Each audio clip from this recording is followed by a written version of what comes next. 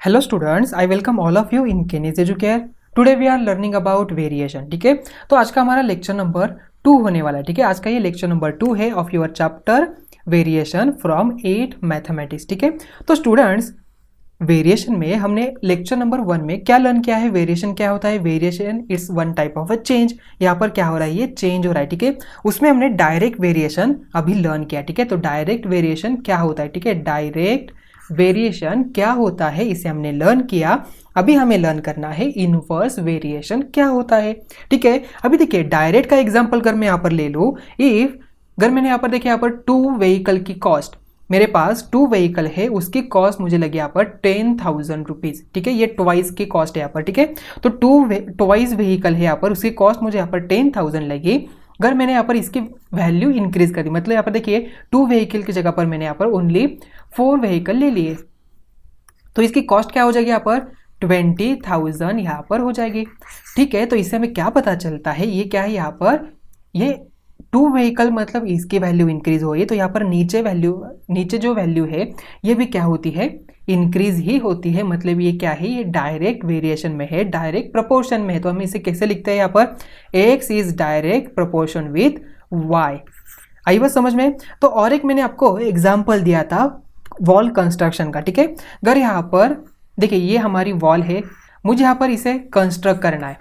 ठीक है, मुझे यहाँ पर इस वॉल को कंस्ट्रक्ट करना है। सो अगर मैंने यहाँ पर फर्स्ट डे यहाँ पर 2 वर्कर्स यहाँ पर लगा दिए।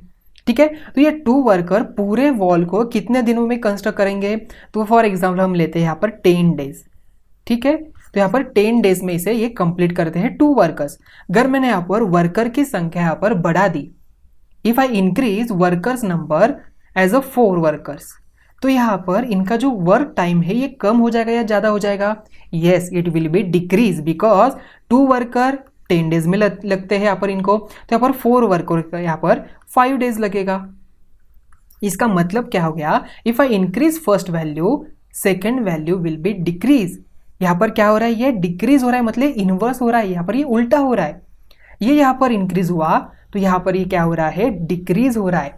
ठीक है, आई बात समझ में। तो और एक एग्जांपल हम यहाँ पर लर्न कर चुके, तो आज हम देखने वाले हैं इनवर्स वेरिएशन। ठीक है, तो स्टूडेंट्स आपके सामने यहाँ पर देखिए number of students in a row and number of rows यहाँ पर दिया है। ठीक है, अभी देखिए यहाँ पर 40 एंड 6 है।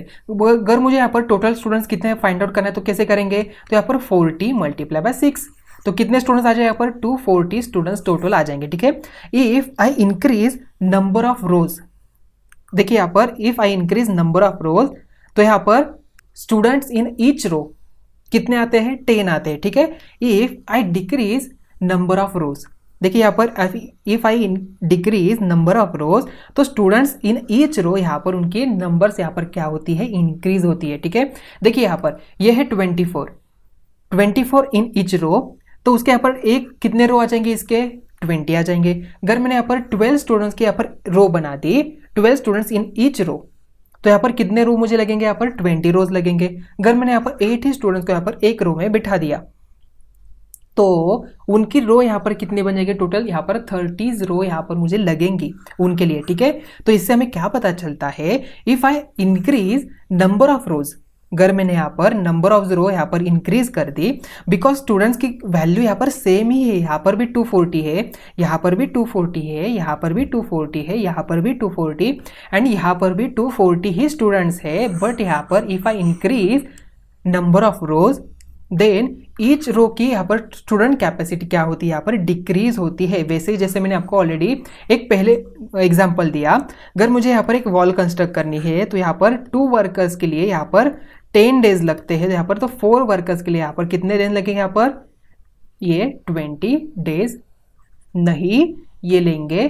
5 डेज, बिकॉज 2 वर्कर यहाँ पर 10 डेज में इस वॉल को कंस्ट्रक्ट करते हैं, तो 4 वर्कर उसे कम टाइम में कंप्लीट करेंगे। सो देयरफॉर ये क्या है, ये यस इसे कहते हैं हम यहाँ पर inverse proportion. If I reduce, अगर मैंने इसे रिड्यूस कर दिया, अब तक हम यहाँ पर देख रहे थे कि हमने इंक्रीज ही कर दिया था सभी टाइम पे। ठीक है, अगर मैंने यहाँ पर 2 के जगह पर 1 वर्कर को ही काम दे दिया इस पूरे वॉल को कंस्ट्रक्ट करने के लिए, तो कितना टाइम लेगा वो, यस ये ज़्यादा टाइम लेगा। मतलब ये यहाँ पर क्या करेगा, कितने टाइम में इसे कंप्लीट करेगा, तो ये वन वर्कर इस पूरे वर्क को 20 डेज में कंप्लीट करेगा। इसका मतलब if I reduce the value then यहाँ पर इसकी वैल्यू इंक्रीज होती है। मतलब देखिए यहाँ पर x and y, if I increase the x value, यहाँ पर y की वैल्यू डिक्रीज होती है।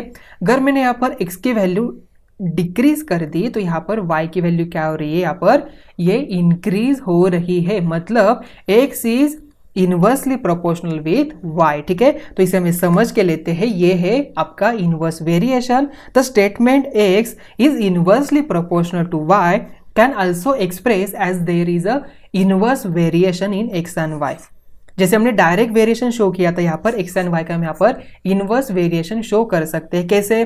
तो if x and y are inverse proportional, x multiply by y is constant. मतलब इनका यहाँ पर प्रोडक्ट यहाँ पर क्या होता है, कांस्टेंट होता है। वहां पर क्या था, उनका रेशियो कांस्टेंट था। मतलब x बाय वाई की वैल्यू क्या थी, कांस्टेंट थी। यहाँ पर x एंड y की वैल्यू यहाँ पर क्या होती है, कांस्टेंट होती है। बिकॉज देखिए यहाँ पर 2 वर्कर कितने डेज लगाते हैं, यहाँ पर 10 डेज लगाते हैं। 4 वर्कर यहाँ पर 5 डेज यहाँ पर लगाएंगे। ठीक है, तो x एंड y इनका देखिए 2 मल्टीप्लाई बाय 10 क्या आता है, 20 आता है। 4 मल्टीप्लाई बाय क्या आता है, 20 आ रहा है। मतलब इनका प्रोडक्ट क्या होता है, इनवर्स प्रोपोर्शन में प्रोडक्ट इनका कांस्टेंट होता है। So assuming the constant to be k, it is easy to solve a problem. If x varies inversely as a y, then x multiplied by y is constant.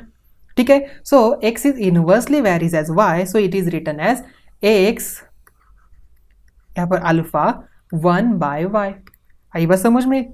ठीक है, so therefore हमें यहाँ पर इसे constant यहाँ पर add करना है। तो यहाँ पर क्या करेंगे, यहाँ पर इक्वल टू का साइन मुझे लगाना है। तो x is equal to 1 by y अगर मुझे यहाँ पर लिखना हो तो हम यहाँ पर k वैल्यू यहाँ पर लेते हैं। तो यहाँ पर k से हमें क्या करना पड़ेगा, यहाँ पर कांस्टेंट वैल्यू से यहाँ पर मल्टीप्लाई करना पड़ेगा। बिकॉज ये 2 है और यहाँ पर ये क्या है, 1/10 है। ठीक है, तो मुझे यहाँ पर 2 लाने के लिए यहाँ पर कौन सी, तो यहाँ पर k वैल्यू लानी पड़ेगी। तो ये left hand side and right hand side क्या हो जाएगी, यहाँ पर इक्वल हो जाएगी। ठीक है, तो यहाँ पर हमने k वैल्यू यहाँ पर इंसर्ट कर दी। तो यहाँ पर ये इक्वेशन क्या बन जाएगा, तो x multiply by y is equal to k। तो हमें इसका इक्वेशन क्या मिलता है, इनवर्स प्रोपोर्शन में x multiply by y is equal to k। So this is the equation of variation. k is the constant of variation. k क्या है, यहाँ पर कांस्टेंट ऑफ वेरिएशन है। तो आपको यहाँ पर ध्यान में रखना है। तो स्टूडेंट्स आपको आइडेंटिफाई करना है कौन सा प्रॉब्लम यहाँ पर डायरेक्ट का है और कौन सा प्रॉब्लम यहाँ पर इनवर्स का है। आपका लॉजिक आपको वहां पर लगाना है। ठीक है स्टूडेंट, बिकॉज देखिए ये वर्कर का ये जो प्रॉब्लम है डायरेक्ट प्रोपोर्शन में नहीं हो जाएगा। Because if I increase the worker numbers, तो मेरा जो वर्क है ये कम दिनों में कंप्लीट होने वाला है, तो ये इनवर्स प्रोपोर्शन में चला जाएगा, ये डायरेक्ट में नहीं हो जाएगा। अगर मैंने यहाँ पर देखिए इनकी सैलरी कर यहाँ पर ले ली, 2 वर्कर की मैंने सैलरी ले ली, यहाँ पर कुछ तो 20 रुपीज है, तो 4 वर्कर की सैलरी यहाँ पर क्या हो जाएगी, बढ़ जाएगी ना। बिकॉज ईच वर्कर की सैलरी यहाँ पर क्या होती है, सेम ही होती है। अगर मैंने इनको यहाँ पर 2 डेज का ही काम दे दिया सभी वर्कर को, मतलब 2 वर्कर यहाँ पर है एंड 4 वर्कर यहाँ पर है। ठीक है, if I choose the 2 workers for the 2 days, तो इनकी कॉस्ट यहाँ पर समथिंग फॉर एग्जाम्पल 100 रुपीज है। अगर मैंने यहाँ पर 4 वर्कर्स यहाँ पर 2 डेज के लिए लाए तो यहाँ पर क्या हो जाएगा, यहाँ पर इनकी कॉस्ट यहाँ पर 200। मतलब if I increase the number of workers, so I need to be increase the their payment cost. आई बस समझ में? तो आई थिंक अभी ये आपको समझ में आ चुका होगा। अब हम यहाँ पर इसे with the help of examples understand कर लेते हैं। ठीक है, तो स्टूडेंट्स एग्जाम्पल नंबर 1 है, if a varies inversely as b then complete the following table. हमें यहाँ पर ये टेबल जो है यहाँ पर कंप्लीट करना है। ठीक है, तो स्टूडेंट्स ए वेरीज इनवर्सली एज बी मतलब क्या है यहाँ पर, तो यहाँ पर ये इनवर्सली प्रोपोर्शनल है। इसका मतलब इनका प्रोडक्ट जो है यहाँ पर क्या होने वाला है, ये यस इनका प्रोडक्ट यहाँ पर कांस्टेंट हो जाएगा।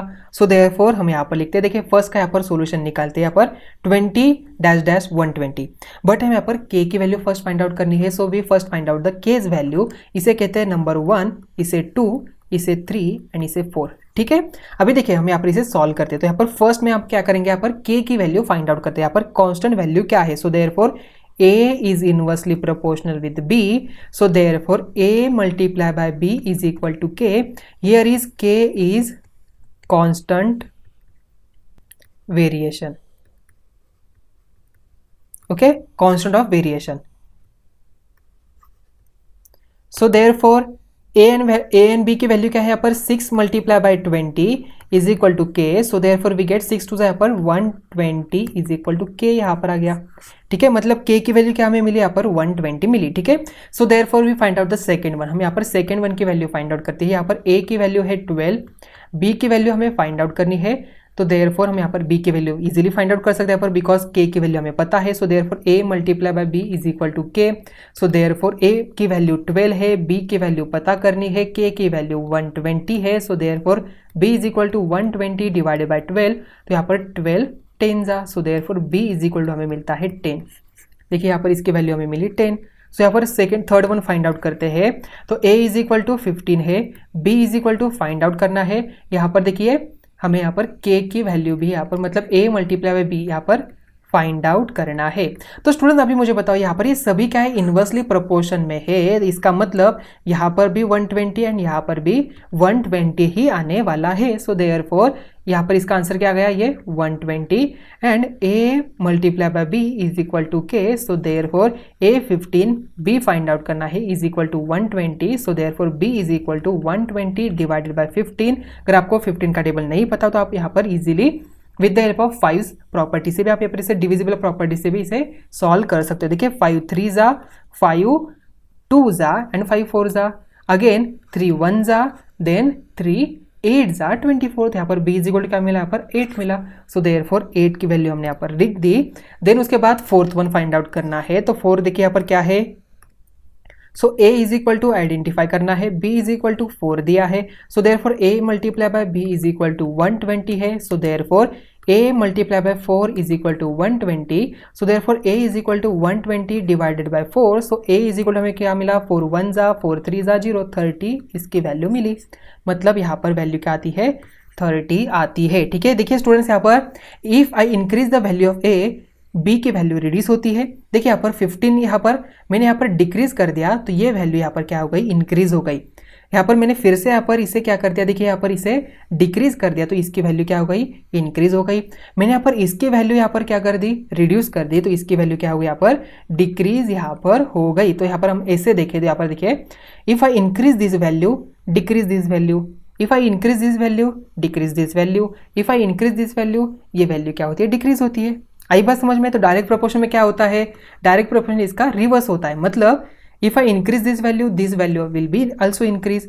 ठीक है, मतलब x यहाँ पर इंक्रीज होता है, यहाँ पर y भी क्या होता है, इंक्रीज ही होता है। तो यहाँ पर हम सेकेंड एग्जाम्पल अंडरस्टैंड कर लेते हैं। ठीक है, तो स्टूडेंट देखिए यहाँ पर सेकेंड एग्जाम्पल है, example number 2, f is directly proportional with 1/d square when d is equal to 5, f is equal to 18। Hence first one, if d is equal to 10, f की वैल्यू फाइंड आउट करनी है। f अगर यहाँ पर 50 है तो यहाँ पर d की वैल्यू फाइंड आउट करनी है। सो हम यहाँ पर लिखते हैं f is inversely proportional with d square. So therefore f is equal to 1/d square multiply by k। तो यहाँ पर लिखेंगे k is constant term, k is constant term भी आप इसे लिख सकते हैं। ठीक है, इसमें कोई प्रॉब्लम नहीं। So therefore हम यहाँ पर लिखेंगे f multiply by d square is equal to k। ठीक है, अब पहले हमें क्या करना है, k की वैल्यू फाइंड आउट करनी है। देयरफॉर यहाँ पर f की वैल्यू क्या है, 18 मल्टीप्लाई बाय d की वैल्यू 5 का square is equal to k। So therefore 18 multiply by 25 is equal to k आता है। सो देयरफॉर k की वैल्यू क्या आती है, 18 मल्टीप्लाई बाय 25 आता है 450। ठीक है, तो k की वैल्यू मिली, तो हम पहले यहाँ पर फर्स्ट वन की वैल्यू फाइंड आउट करते हैं। ठीक है, देखिए फर्स्ट वन, तो फर्स्ट वन यहाँ पर है d is equal to 10 and f is equal to identify करना है। सो देयरफॉर क्या आ जाएगा, yes f multiply by d square is equal to k। So therefore f multiply by d square मतलब 10 का square is equal to k है 450। So therefore f is equal to 450 divided by 10 का square 100। सो therefore यहाँ पर 0 गया, मतलब f की value हमें मिलती है 4.5। ठीक है, f की वैल्यू हमें क्या मिली, 4.5। देन सेकेंड वन देखिए, f इज इक्वल टू 50 दिया है, d इज इक्वल टू हमें आइडेंटिफाई करना है, d की वैल्यू हमें यहाँ पर फाइंड आउट करनी है। So therefore f multiply by d square is equal to k। So therefore यहाँ पर 50 multiply by d square is equal to 450। So therefore d square is equal to 450 divided by 50। Then 0 0 5 1 जा 5 9 जा, therefore d square is equal to 9। Taking square root both side, so we get d is equal to 3 because 9 is the square of 3। क्या हम यहाँ पर d square is equal to 3 square लिख सकते हैं? Because 9 it's a square of 3। तो यहाँ पर से हमने स्क्वायर रूट हटा दिए। बिकॉज कैसे हटा दिए? हमने यहाँ पर स्क्वायर रूट डाल दिए। तो ये स्क्वायर रूट और स्क्वायर कैंसिल हो गए, स्क्वायर रूट और स्क्वायर कैंसिल हो गए। तो therefore d is equal to हमें मिला 3। आई बात समझ में? तो यहाँ पर d की वैल्यू हमें मिली 3। देखिए स्टूडेंट्स, यहाँ पर d की वैल्यू 3 है, यहाँ पर f की वैल्यू 50 है, यहाँ पर f की वैल्यू कितनी है? यहाँ पर देखिए f की वैल्यू यहाँ पर है 4.5 एंड d की वैल्यू यहाँ पर 10 है। इससे हमें क्या पता चलता है? If I increase the value of d then d की वैल्यू यहाँ पर कम होती है। देखिए यहाँ पर f की वैल्यू क्या है? यहाँ पर 18 है, तो यहाँ पर d की वैल्यू क्या है? यहाँ पर 5 है। देखिए यहाँ पर f की वैल्यू क्या है? 18, तो यहाँ पर d की वैल्यू क्या आ रही है? 5 आ रही है। मतलब if I increase the value of f so we will get the reduced value of d। ठीक है, आई बात समझ में? आई थिंक ये क्वेश्चन आपको अच्छी तरह से अभी समझ में आ चुका होगा। ठीक है, तो स्टूडेंट्स आपका लेक्चर नंबर 2 हम यहाँ पर ही एंड करें, तो मिलते हैं नेक्स्ट वीडियो में। Thank you.